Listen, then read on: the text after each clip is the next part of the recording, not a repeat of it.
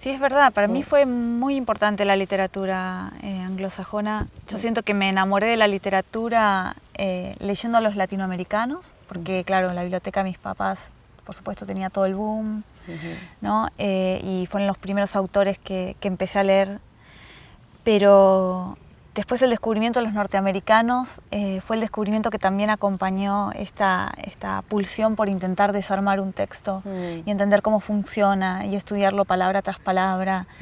Pero también yo creo que, no sé cómo habrá sido en México, pero en Argentina yo creo que también fue una cuestión de mercado. O sea, yo me acuerdo en los 90, cuando yo empecé como adolescente a ir a la Avenida Corrientes a comprar los libros, las mesas de novedades, el 90% de los libros eran traducciones de norteamericanos. ¿Y qué era anagrama? Era anagrama, casi todo era anagrama, sí, tal cual.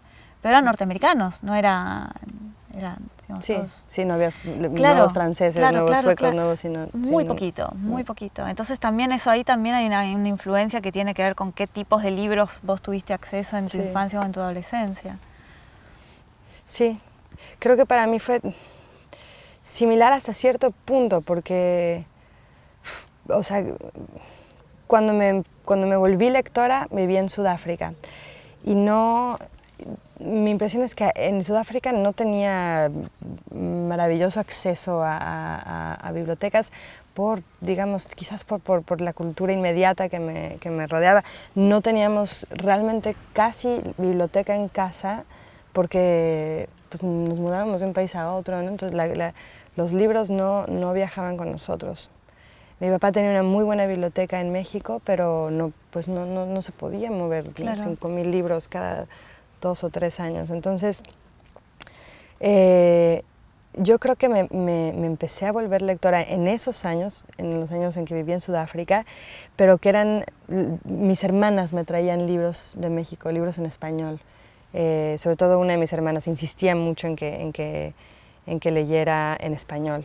Entonces, mi entrada a la literatura en inglés, que efectivamente ha sido un poco uno de los 2 troncos de mi formación como lectora, entró primero por lo peor, así como por lo que lees en la escuela, y que no siempre era bueno. Sudáfrica era así como Sweet Valley High, cosas horribles, horripilantes que nadie debería leer jamás.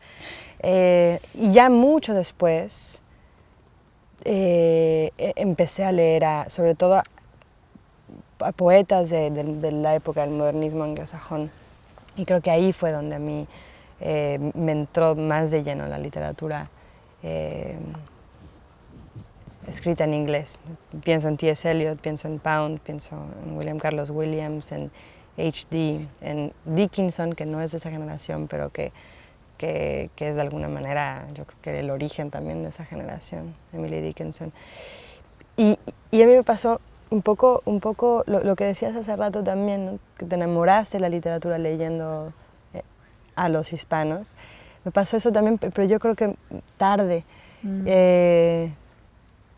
Yo estudiaba en la preparatoria en la India con un grupo de hispanos de todos lados, como dices tú ahora de tu situación en Berlín, ¿no?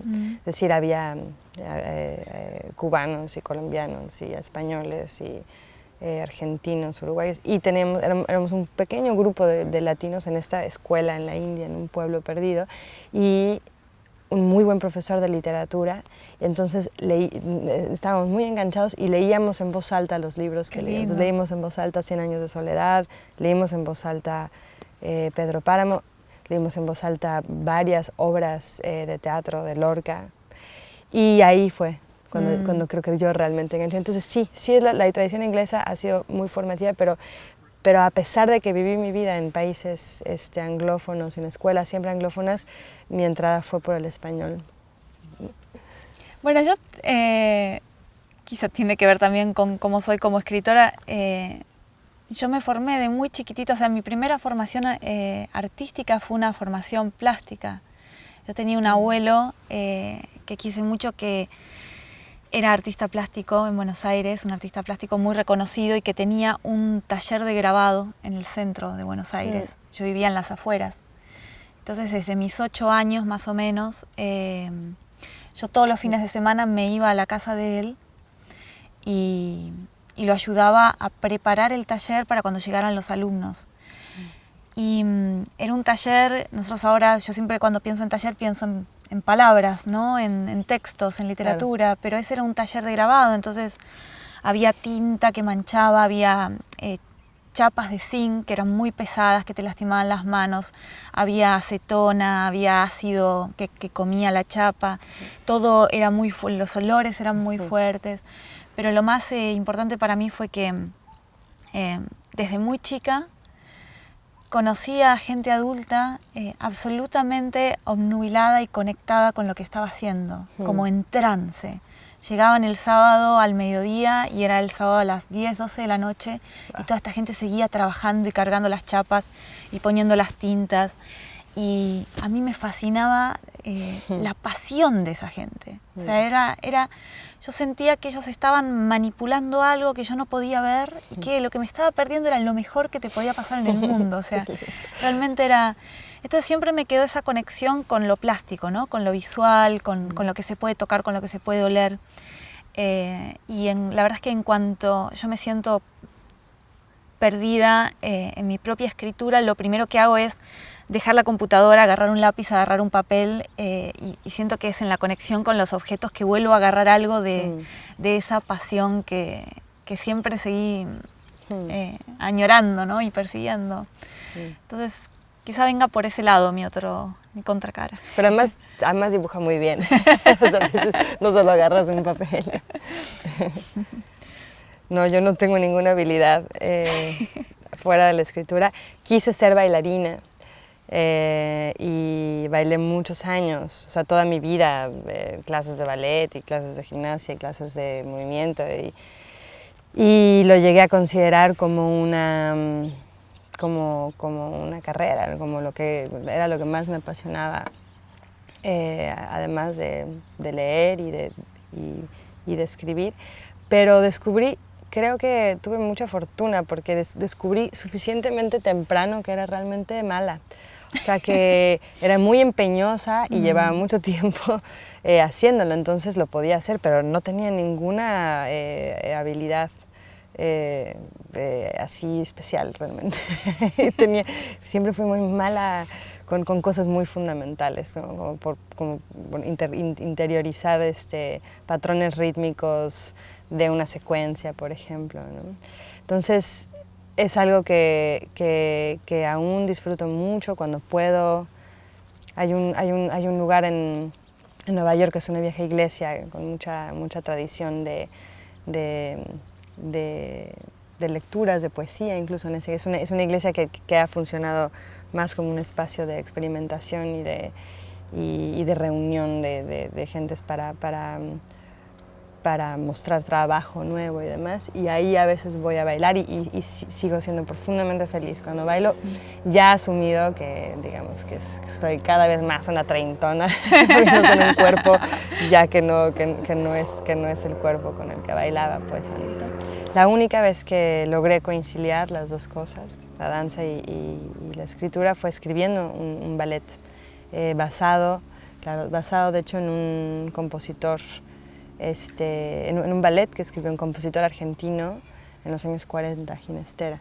Y el ballet se llama Estancia, pero al parecer se habían perdido las notas en donde él detallaba cómo era la coreografía, que además era una coreografía que sí seguía, digamos, una historia, un programa. Y lo único que se tenía eran las partituras. Entonces me tocó como... Había en las partituras que me dieron a mí, por lo menos, señalamientos, ¿no? Más o menos de lo que pasa al principio, pero lo que me tocó fue casi como restaurar, ¿no? Como pensar qué pasa entre A y B, para que luego un coreógrafo pudiera hacer algo, o sea, abstraer, digamos, esa entrada narrativa al texto y hacer con eso un ballet. Pero nunca lo he hecho, siempre he querido volver a escribir para danza, todavía no pasa. Qué bonito. El tema de la mujer en Latinoamérica ahora es un tema del que se está hablando mucho. muchos feminicidios. También hay que preguntarse hasta qué punto hay más feminicidios o de ahora se habla de eso, Claro, otra vez lo claro. público. Y eso también creo que alimenta el lugar que nos dan en el ámbito literario. Sí, efectivamente, ¿no? En tu país, en el mío, además, ¿no? hay particularmente la violencia contra las mujeres, pero como bien dices, quién sabe si en realidad simplemente podemos y sabemos más del tema ahora. Aunque bueno, el tema, por ejemplo, en México, con las muertes en la zona fronteriza, los asesinatos de mujeres en Juárez, lleva también muchos más años, ¿no? Creo que sí, creo que tienes razón también, es decir, hay quizás solamente más visibilidad, pero también, y creo que tú y yo lo hemos hablado alguna vez, hacer de ser mujer un tema de conversación, por ejemplo, en una mesa, un panel literario, es para muchas mujeres escritoras, y lo digo y lo sé porque lo he platicado con muchas, un tema ambiguo. Es decir, muchas de nosotras nos sentimos bastante ambivalentes al respecto, porque por un lado creemos que necesita haber espacios para denunciar todavía las muchas inequidades adentro de nuestro oficio, inequidades de género, pero por otro lado, de alguna manera es participar de esa inequidad, sentarse en una mesa literaria con solo mujeres para hablar de ser mujer siendo escritora, ¿no? Hay algo ahí que es que seguimos siendo un grupo aparte cuando pasa eso. Y como grupo aparte se sigue hablando del problema y seguimos sin poder hablar de literatura. Sí, sí. Lo normal es ser hombre. Luego, claro. Pues cambiamos de tema. Las dos vivís fuera del ámbito hispanoparlante, digamos. No en el exilio, pero en el extranjero. ¿Eso influye a cómo se escribe en español? Lo de vivir en otra lengua en la vida diaria. Y a veces es difícil saber hasta qué punto eso te influye porque estás viviendo y estás contando el lado en el que estás, no sabes cómo hubiera sido quedarte. Pero para mí es tan importante en este momento vivir en Berlín como simplemente no vivir en casa. O sea, haberme ido me parece un gesto que me hizo crecer mucho y mirar mi país y Latinoamérica desde otro lugar. Y la verdad que, bueno, en mi caso yo escribo en un país el del que todavía no manejo la lengua. Es una suerte de burbuja que yo creo que tiene sus días contados, ¿no? Porque para mí Berlín en este momento es como si fuera un escritorio muy puro y muy blanco que me abriga y que me da absoluto aislamiento, y para escribir eso es perfecto, ¿no? Pero hasta qué punto uno puede vivir en ese aislamiento. O sea, yo creo que en algún momento hay que volver a donde sea que uno tiene que volver para reencontrarse con el ruido y todo eso de lo que uno intenta alejarse, ¿no? Pero para mí es interesante vivir en un país donde no manejo la lengua, o que la manejas a medias, estás todo el tiempo intentando ordenar y entender el lenguaje y comparándolo con tu propia lengua. No sé, a mí me funciona como lugar de... Finalmente uno es un extranjero, ¿no? Y no sé, escribir siempre tiene que ver con eso. Sí, yo estoy de acuerdo con mucho de lo que dices, y sobre todo lo último, ¿no? Es decir, como con el lugar que se ocupa siendo extranjero, ¿no? Que te permite cierta invisibilidad, voy a decir cierta imbecilidad también. Es decir, sí, ¿no? El extranjero puede, puedes, tienes como un margen más amplio, ¿no? Una distancia para ver no solo desde lejos tu país, sino también una distancia con respecto a tu realidad inmediata. En mi caso, vivo en un país cuya lengua sí conozco y que sí hablo desde muy chica, ¿no? Entonces es muy distinto.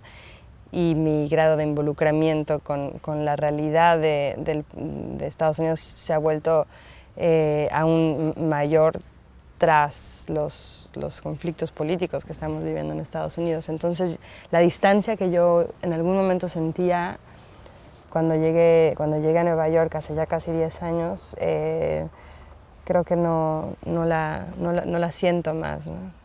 Salvo por el hecho de que sigo sin aprender el sistema de millas y de Fahrenheit, pero digamos, eso es lo único que me queda de extranjería y la protegeré sin duda. Lo que sí ha pasado en mi caso, en términos de mi escritura, es que yo había decidido, a pesar de que aprendí a leer y a escribir en inglés antes que en español, porque llegué a vivir a Corea del Sur cuando tenía 5 años y aprendí ahí en la escuela pues, a leer y a escribir en inglés, había decidido en algún momento de mi vida, yo creo que cerca de mis 20, cuando empecé a escribir mi primer libro, como a los 21, que iba a escribir en español, ¿no? Que el español iba a ser, que el inglés había sido siempre mi lengua de instrucción, la lengua del colegio, la lengua en que se me calificaba y regañaba, y que el español podía ser una especie de playground, ¿no? Una especie de espacio de mucha mayor libertad y juego, aunque tenía mis dificultades para dominar definitivamente la lengua, ¿no? O sea, tenía muchos huecos en la lengua, y también escribí mi primer libro como para poco a poco hacerme de la lengua. Y pensé que nunca iba a escribir ficción en inglés, siempre seguí escribiendo artículos, no ficción, mi tesis doctoral, un libro de ensayos sobre migración, pero no ficción. Y pasó algo raro, que creo que es que cuando mi hija empezó a hablar inglés, una lengua que para mí había sido una lengua, finalmente, como dije, ¿no? La lengua de instrucción y de la escuela, se volvió una lengua familiar en un nivel más profundo, ¿no? Como no una lengua madre, sino como una lengua hija, ¿no? A través de como su aprendizaje de pequeñas palabras que como que volvieron a tener un aura que no tenían, que no tuvieron para mí, ¿no? La palabra puddle, ¿no? Charco, la palabra pocket, y entonces empecé a escribir ficción en inglés, y eso, bueno, ha significado pues muchas decisiones, ¿no? Muchas decisiones de cambios más profundos, identitarios, que aún no termino de comprender del todo, pero que quizás en unos 30 años podré. Pero sí, a mí me pasa mismo en Berlín. Yo estoy muy conectada con la comunidad latinoamericana, cosa que antes los argentinos nos cuesta aceptarlo, pero somos muy provincianos, vivimos muy lejos de todo. Creo que empecé a conocer Latinoamérica viviendo en Berlín, y entonces mi argentino, mi porteño, empezó a mancharse de todos los colores del español de Latinoamérica. Y de alguna manera uno empieza a neutralizarse. Por un lado te neutralizás, ¿no? Para que el cubano te entienda todas las palabras, claro, para que el colombiano también te entienda. Ellos hacen lo mismo. Y por otro lado hay palabras fabulosas de los otros españoles que son irreemplazables, claro, y que terminás tomándolas. Sí, claro. Y entonces me ocurre algo muy raro, que es que ya hace, yo diría, 2 o 3 años, que en mi escritura ese español, que no es mi argentino original, empieza a aparecer. Claro. Y es una sensación muy extraña, porque entonces me hago una pregunta que todavía no me puedo contestar, que es, ¿yo debería seguir escribiendo como escribía hace 4 o 5 años atrás, con ese español, que en realidad no es mi español real, no es la manera en la que estoy hablando ahora? ¿Debería respetar eso? ¿O debería tomar, digamos, este nuevo español que contiene lo que me gusta de los otros, pero que no es el español de nadie, es solo el mío, ¿no? Lo segundo, ¿no? Creo que está... No lo sé, es un poco raro, es extraño, no, sí. Es extraño. La verdad es que estás escribiendo y de pronto decís alguna palabra medio extraña y decís, no, esto te lo pensás. Es una situación un poco confusa en ese sentido. Pero qué bueno tener por lo menos la libertad ahora de... Porque, no sé si tú te acuerdas, pero cuando estábamos creciendo, bueno, y quizás en Argentina haya sido distinto, pero las ediciones que leíamos, tanto de literatura en traducción cómo muchas veces de literatura hispana, escrita en América Latina, se escribía con un español que tendía hacia el español de España, ¿no? Es decir, muchos escritores mexicanos o traductores de otras lenguas al español decían gafas, ¿no? En vez de lentes, bragas en vez de calzón. Es decir, había una sensación de que el español literario era el español de las traducciones de anagrama, que era un español muy de España, pues. Y creo que el cambio, y quizás conducido primero por los argentinos, si no me equivoco, ya nos tocó, o sea, ya tuvimos como la libertad de no pensar que teníamos que escribir como español es verdad, de España. es verdad, ¿no? es verdad. Podría sonar como un gran cliché, pero realmente no lo es.